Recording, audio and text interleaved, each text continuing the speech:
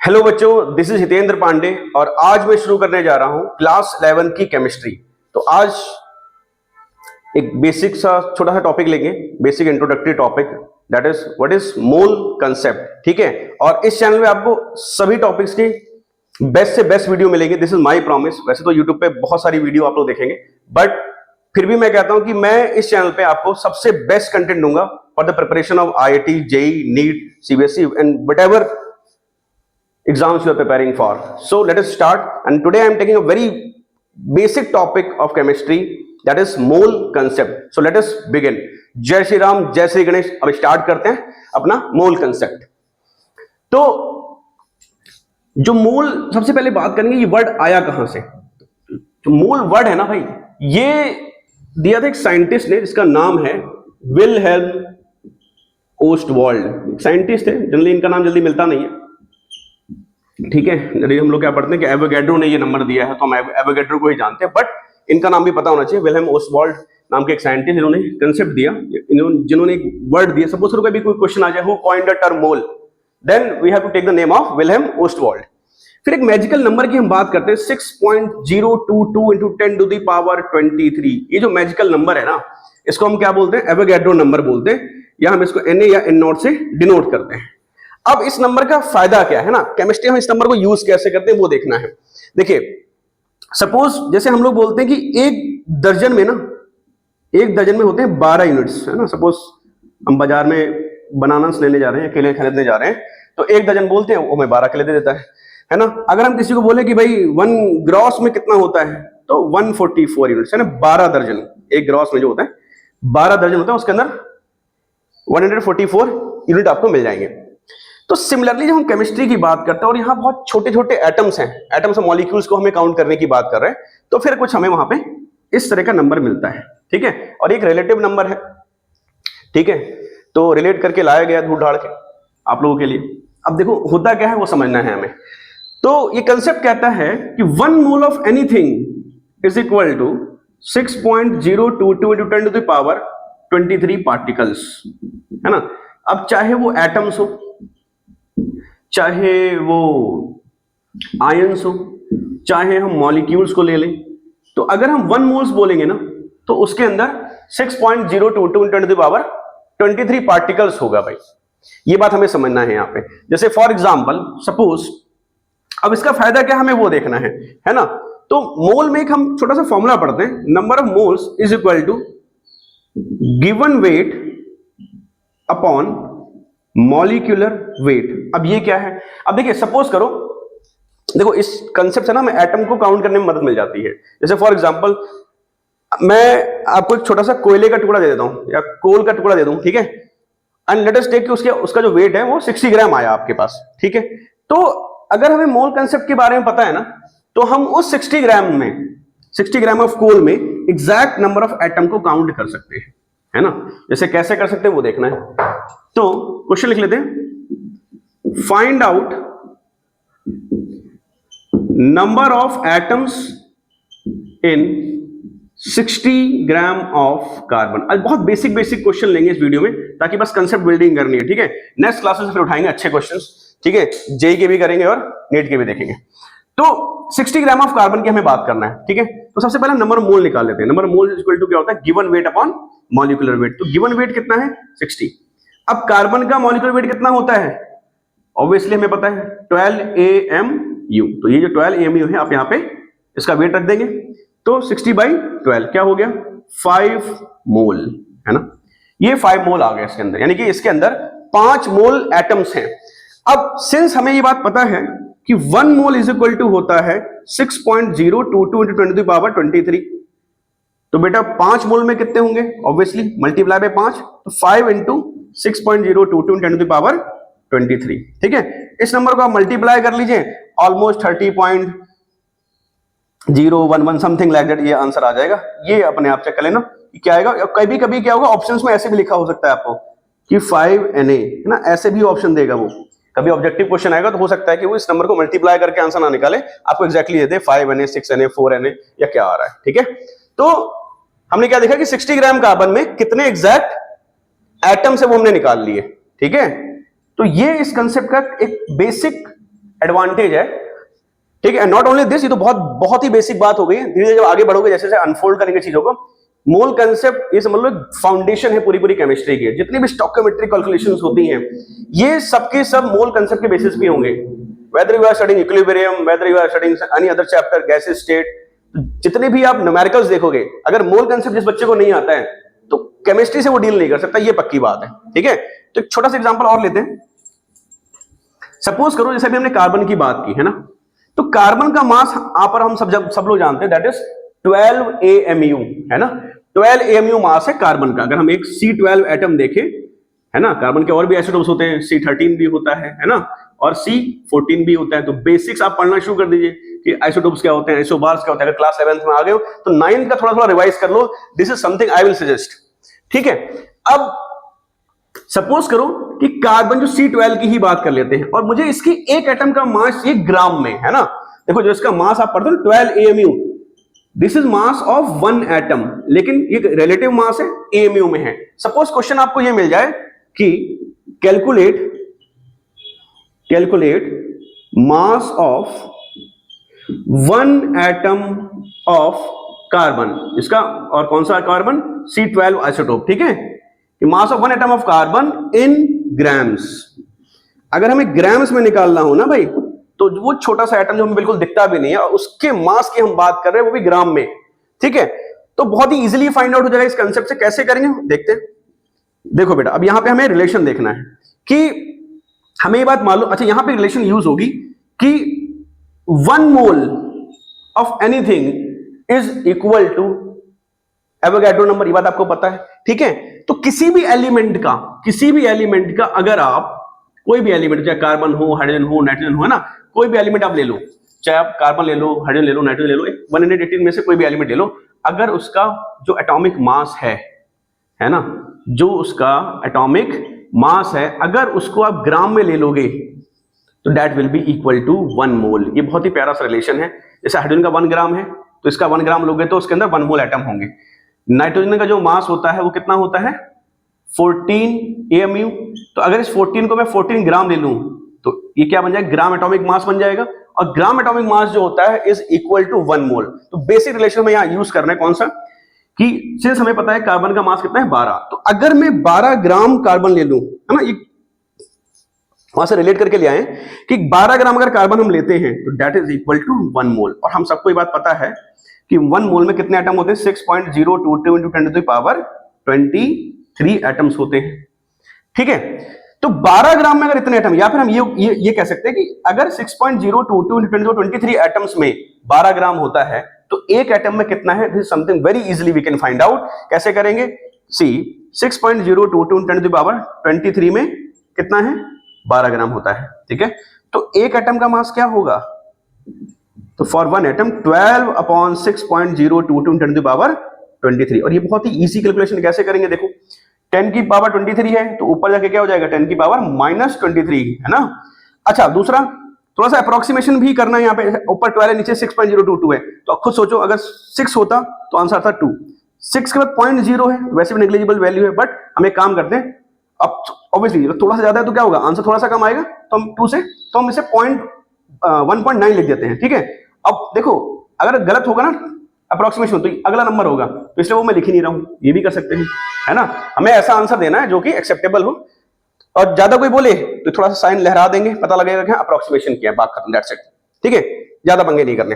तो this is the mass of 1 atom of carbon in gram, ठीक है। एक और अच्छा सा क्वेश्चन लेते हैं।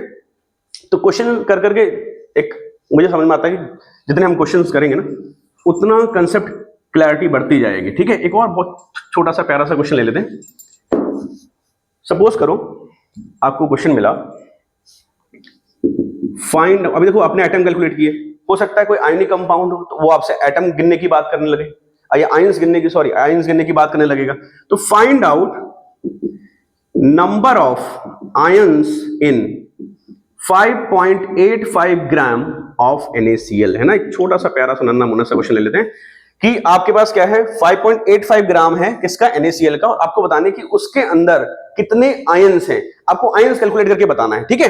तो कैसे करेंगे वो देखो आयंस तो बात की बात है, पहले हम क्या करते हैं, मॉलिक्यूल कैलकुलेट कर लें, फिर मॉलिक्यूल को ब्रेक करके आयंस पता कर लेंगे, ठीक है। तो कितना गिवन है ग्राम में? 5.85। क्या गिवन है? NaCl। सबसे पहले देखो NaCl का मॉलिक्यूलर वेट निकालो भाई, है ना।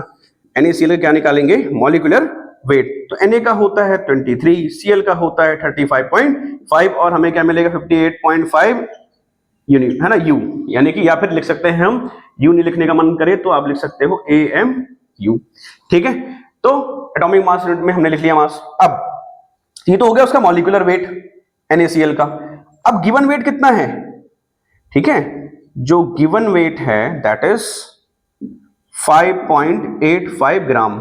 तो हम इसमें नंबर ऑफ मोल्स निकाल सकते हैं। नंबर ऑफ मोल्स कैसे निकालेंगे? Given weight upon molecular weight. तो 5.85 अपॉन 58.5, थोड़ी सी मैथमेटिक्स करोगे क्या मिल जाएगा हमें? 0.1 मोल, है ना।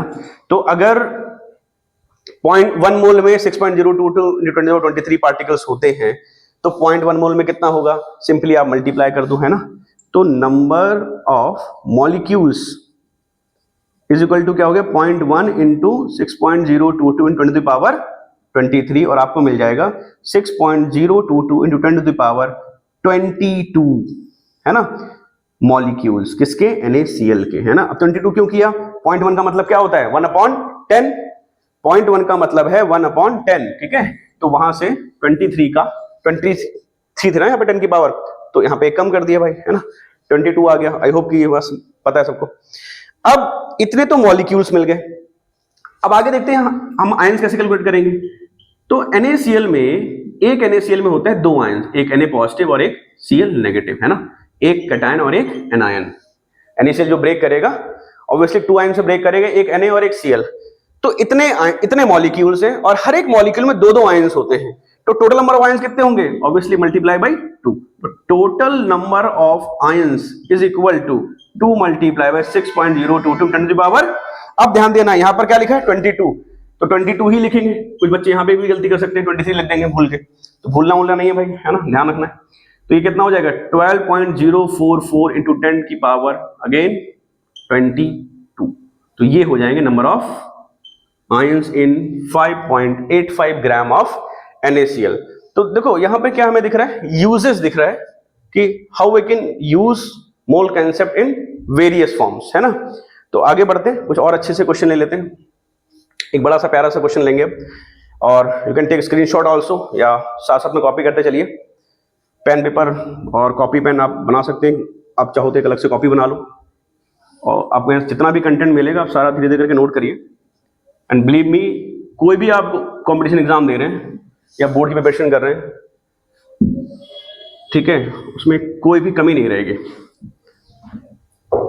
चलो एक और क्वेश्चन लेते हैं छोटा सा। Find out number of electrons in 1 litre of water, है ना। तो अगर सपोज आपने 1 लीटर पानी पी लिया तो उसके अंदर कितने इलेक्ट्रॉन्स होंगे, है ना। This is also we can calculate by the help of mole concept, ठीक है। तो कैसे करोगे भाई? पहले खुद से ट्राई कर लो, you can pause the video, try by yourself, ठीक है। एंड नहीं होता है या लगता है डिफिकल्टी लगती है, कोई मुश्किलिटी लगती है, तो आगे आ जाओ। चलो, तो देखो 1 लीटर वाटर है। अब यहां ध्यान से देखना, वाटर का वॉल्यूम दिया हुआ है, वाटर का मास नहीं दिया है हमें, क्या दिया है? वाटर का वॉल्यूम। तो volume of water is given, तो वॉल्यूम है वाटर का, है ना, क्या है? 1000 ml, ये दिया हुआ है हमें। तो पानी की डेंसिटी क्या होती है भाई? ये हमें पता होना चाहिए। What is the density of water, है ना, ये बात पता होना चाहिए बच्चों को। डेंसिटी होती है वाटर की 1 ग्राम पर सेंटीमीटर क्यूब, ठीक है, 1 ग्राम पर सेंटीमीटर क्यूब कह सकते हैं, और हम कह सकते हैं 1 ग्राम पर ml, centimetre cube nothing but ml only, ठीक है। तो डेंसिटी हो गई, वॉल्यूम हो गया, तो क्या हम मास निकाल सकते हैं? बिल्कुल निकाल सकते हैं। देखिए डेंसिटी इज इक्वल टू क्या होता है? Mass upon volume. तो अगर मुझे मास चाहिए तो क्या करेंगे? D इंटू वी कर देंगे। तो mass is equal to D into V. Density कितनी है? 1 ग्राम पर ml। वॉल्यूम कितना है? 1000 ml, ठीक है। ml से ml कट गया, क्या बचेगा? आपको मिलेगा 1000 ग्राम, ठीक है। तो आपको मिल गया 1000 ग्राम क्या? मास ऑफ वाटर, ठीक है। तो आपको मास ऑफ वाटर सबसे पहले मिल गया, तो मास ऑफ वाटर रख लीजिए। उसके बाद क्या करेंगे? मास ऑफ वाटर अगर आपको मिल गया है तो सिंपली हम क्या कर सकते हैं? नंबर ऑफ मोल्स निकाल सकते हैं। तो n इज इक्वल टू क्या होगा? गिवन वेट कितना है 1000, और मॉलिक्यूलर वेट कितना होता है H2O का, बोलो भाई। मॉलिक्यूलर वेट क्या होगा H2O का, 1 × 2 + 16, है ना। अब ये सब बार बार निकालने का मत कहना, क्योंकि आना चाहिए। तो 18 हो गया, तो 1000/18 क्या हो जाता है 55.55, है ना। और ये एक ऐसा प्यारा सा नंबर है जिसको हम याद भी रख सकते हैं, क्योंकि बहुत सारी कैलकुलेशन में इस तरह की चीजें आएंगी, ठीक है। तो 1000/18 क्या होता है 55.55। तो हमें क्या मिल गया, number of moles of H2O मिल गए, ठीक है। क्या मिले, number of moles of H2O। तो मॉलिक्यूल कितने होंगे H2O के, तो अगर हमें मॉलिक्यूल फाइंड आउट करना हो, मॉलिक्यूल कैसे निकालेंगे, मॉलिक्यूल्स ऑफ H2O कितना हो जाएगा, ठीक है। इतने तो मोल है 55.55, और इसको हम मल्टीप्लाई कर सकते हैं किससे, आप चाहो तो Na लिखो, या फिर आप लिख सकते हो 6.022 × 10⁻23। तो अगर इस नंबर को हमने मल्टीप्लाई कर दिया तो हमें मिल जाएगा नंबर ऑफ H2O मॉलिक्यूल्स। तो जब मॉलिक्यूल मिल गए तो हम सिंपली ये फाइंड आउट करेंगे कि एक मॉलिक्यूल में कितने इलेक्ट्रॉन होता है, पहले तो, है ना, एक मॉलिक्यूल में कितने इलेक्ट्रॉन होते हैं, और जितने होंगे यहां पे मल्टीप्लाई कर देंगे तो हमें एग्जैक्ट नंबर ऑफ इलेक्ट्रॉन मिल जाएगा। तो H2O में क्या है, देखो, अगर हमें इलेक्ट्रॉन निकालना हो, है ना, इलेक्ट्रॉन कैसे निकालेंगे, H में क्या होता है एक इलेक्ट्रॉन, है ना, तो 2 H है तो मल्टीप्लाई बाय 2, प्लस O में कितने इलेक्ट्रॉन होंगे 8, कितने हो गए भाई 10। तो एक H2O में 10 इलेक्ट्रॉन हैं, तो इतने H2O में कितने इलेक्ट्रॉन होंगे, मल्टीप्लाई बाई 10, और आपको मिल जाएगा आंसर। अब ये खुद से मल्टीप्लाई करो, ठीक है, ये मेरे बस की बात नहीं है यहां पे करना। तो सिंपली, और जो आपको देखो जेई में जो क्वेश्चन आएगा कभी, या नीट में जो क्वेश्चन आएगा, तो they are not going to test your numerical या कैलकुलेशन स्किल, है ना, वो देखेंगे आपका कंसेप्ट। तो जनरली जो ऐसे क्वेश्चन होंगे ना, आपको ऐसे आंसर मिलेगा वहां पे, वो ऐसे दे देगा आपको 5555.5 × n0, है ना। अगर इसको मल्टीप्लाई कर दो 555.5 हो गया, और मल्टीप्लाई बाय इसको क्या लिख देंगे, वो Na लिख देगा, ठीक है। तो समथिंग इस तरह से आपको चीजें मिलने वाली है। बाकी आप कॉपी पेन लो, कैलकुलेटर लो, जो मर्जी लेना है करो, तो इसको आप कैलकुलेट कर सकते हैं। तो you will get exact number of electrons, ठीक है। तो ये हो गया, और भी आगे चलते हैं, इसके और भी कुछ फायदे हैं, वो बताता हूं आपको।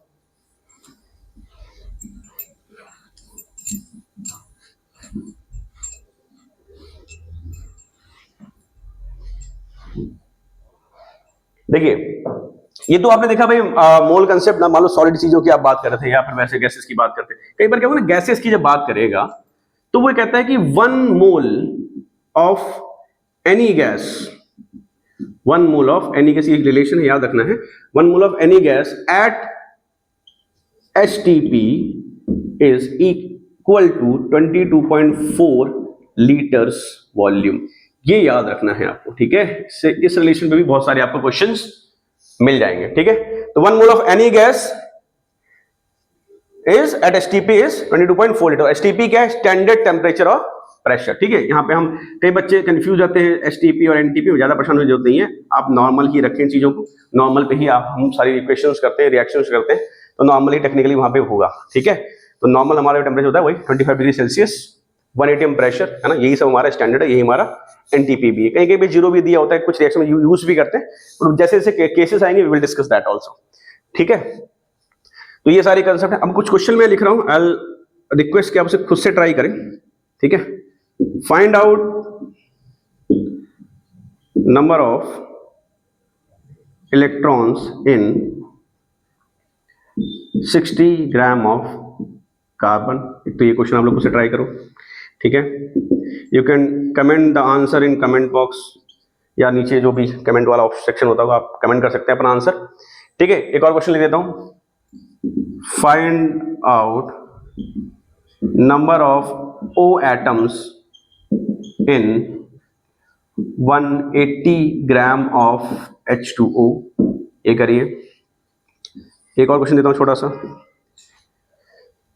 फाइंड आउट, ठीक है, number of moles in 6 atoms of hydrogen, ठीक है। तो कुछ बेसिक क्वेश्चन दिए, आप लोग इसको ट्राई करिए। And this was the just introductory video, जिस बताने के लिए वीडियो बनाया कि हाँ, I am going to start class 11 and class 12 as well. और इस चैनल पे आई विल ट्राई कि धीरे धीरे आपको हर सब्जेक्ट की वीडियोस मिले। I have started accounts also, you can share all this channel with the account persons also. जो भी बच्चों ने कॉमर्स लिया है वो भी ये वीडियो इस चैनल पे सब्सक्राइब करके अकाउंट्स की वीडियो देख सकते हैं। And very soon I will be bringing here physics also and mathematics also. So keep doing. And the one more thing I will like to suggest that purchase जो standards books है ना, that you should have, like Narendra Awasthi for chemistry है ना, OP Tandon है। तो कुछ इस तरह की जो बुक्स हैं आप वो भी ले सकते हैं और आप रेगुलर क्वेश्चंस लगाना शुरू करिए। ठीक है, देखो कंसिस्टेंटली आपको पढ़ना है तो ही आप किसी एग्जाम को निकाल पाएंगे। अगर आप कंसिस्टेंट नहीं है, ठीक है, अब 2-2 दिन पे आपका रिदम टूट जा रहा है, आप मस्ती कर रहे हैं, घूम रहे हैं, तो फिर वहां पे थोड़ा दिक्कत आएगा। ठीक है, आप कोई पर्टिकुलर बुक ले लीजिए, उस बुक को पूरे साल फॉलो करिए। सपोज आप नरेंद्र अवस्थी ले रहे हैं, आप डेली 20 क्वेश्चन लगाओ, कुछ मत करो, सिर्फ सोने से पहले ना 20 क्वेश्चन लगा लो। अब आप 20 क्वेश्चन को ना जरा पूरे साल में मल्टीप्लाई कर दो। साल में 365 दिन है, आप 300 से मल्टीप्लाई करो तो भी आपको 6000 क्वेश्चन मिल जाएंगे। अब किसी बच्चे ने एक साल में 6000 क्वेश्चन किए ना, या किसी बच्चे ने 2 साल में 12000 क्वेश्चन का डाले, तो आपको लगता है कि उसकी किस्मत इतनी बुरी होगी कि 30-40 क्वेश्चन उसमें से ना फंस जाए, है ना। तो it is all about you know कि how consistent we are and how much we are putting efforts for that competition. ठीक है, तो 2 साल आप लोगों के पास है और यही 2 साल ना बिल्कुल ये समझ लो, या तो आपको IIT दिला देगा या आपको IITI दिलाएगा। आप पढ़ लेंगे तो आप IIT, ट्रिपल IIT, NIT अच्छे कॉलेज में चले जाएंगे, या फिर आपको कोई लोकल कॉलेजेस मिलेगा। And believe me, local colleges में और IIT, NIT या अच्छे कॉलेज में ऑडी और ऑल्टो का फर्क है। इट इज जस्ट लाइक नीचे रह गए तो ऑडी नहीं मिल पाएगी, ऑल्टो ही मिलेगा। ऊपर गए तो बहुत लेविश लाइफ है, और नीचे रह गए तो पूरी लाइफ घिस जाएगी उस लेवल तक आने में। सो प्लीज ये जो 2 साल है ना, अपने सिर्फ करियर पे लगा दो, देन पूरी लाइफ में मजे करोगे। चलो, thank you and keep watching.